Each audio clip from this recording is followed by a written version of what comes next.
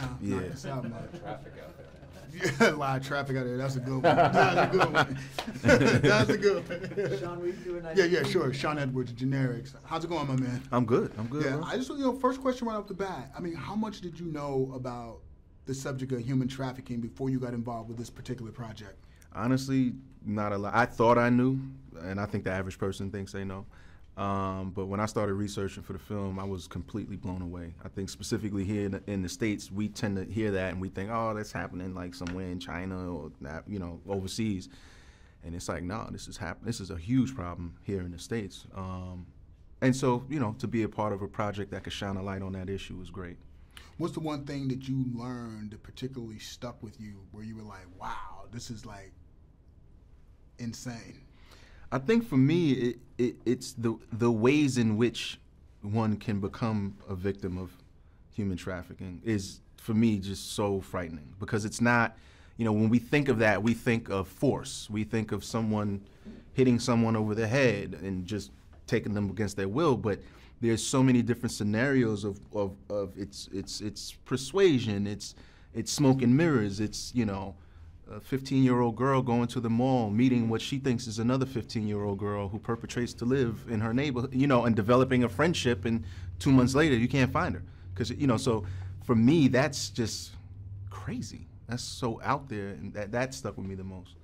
Now, you've had a long and very successful career, but as an actor, what does working on a truly independent film do for you? What sort of freedoms and creativities does that open up for you? Oh, it's just refreshing. It reinvigorates me.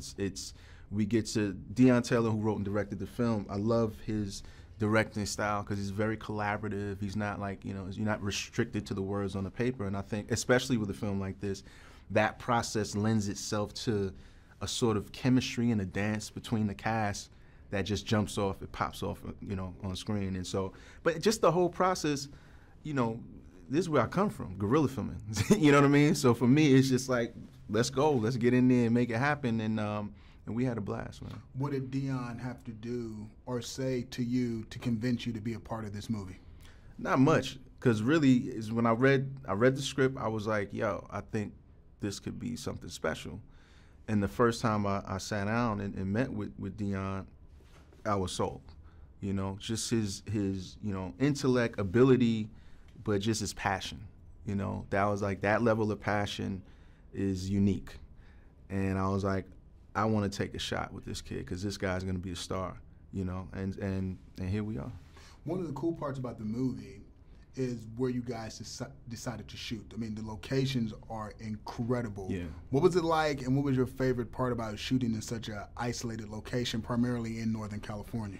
Yeah, we shot up in Sacramento, and that was my first time, like, I guess, having an extended stay there. Where I guess up north towards Lake Tahoe is where we, a lot of those locations were. That was incredible, beautiful. I mean, you're in the mountains, no cell service. That was my biggest gripe. There was no cell service, but I mean, so that texture you can't CGI that. I mean, we were really out there, and it was just so picturesque, and it was actually it was just a nice time for me. It was a calming, you know what I mean? Because sometimes we was driving an hour to and fro, and just to get to see that scenery and take it in for the first time was really good. Now, most of your scenes take place with Paula Patton. Mm-hmm. What's the collaborative process like so that when people see you two on the big screen, mm-hmm. the chemistry is believable? Well, what's cool is Paul and I have known each other through the years, and we were excited at the chance to work together. And so we just, we do what we do. We talked about the characters, we talked about a little bit of backstory, but we just found it, We just found it on the day, and, everyone has a different process. Like, I'm all for rehearsal, technically, but let's just find it, And we just kind of both bought into to our processes, and we just boom, boom, boom, boom, and it was organic. Now, when you look back at all the movies you've ever seen, what's the one role you wish you could have landed that you didn't get? I believe everything happens for a reason, but the only one I can recall was Dead Presidents. I think I went up for that movie, and I didn't get it.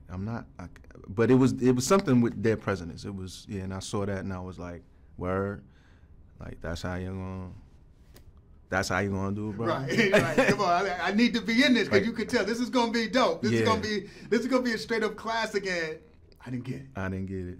Yeah, I just want to just end it like that, though. But no, I'm always curious if there's ever that element where you look back and like, I wish I would have had that role. I wish that would have been. There's always. I mean, I wish there's a lot of roles I wish I would have had, but that was one that that's I was. The one that stuck. Yeah, I was involved in that. Well, no, that's because that's a classic for real. That's a classic. But you got a lot on your plate too, man. You've been doing it, killing it for a long time. I appreciate it. Thank you, bro. Man, I'm so glad you worked with my man Dion, man. Yes, sir.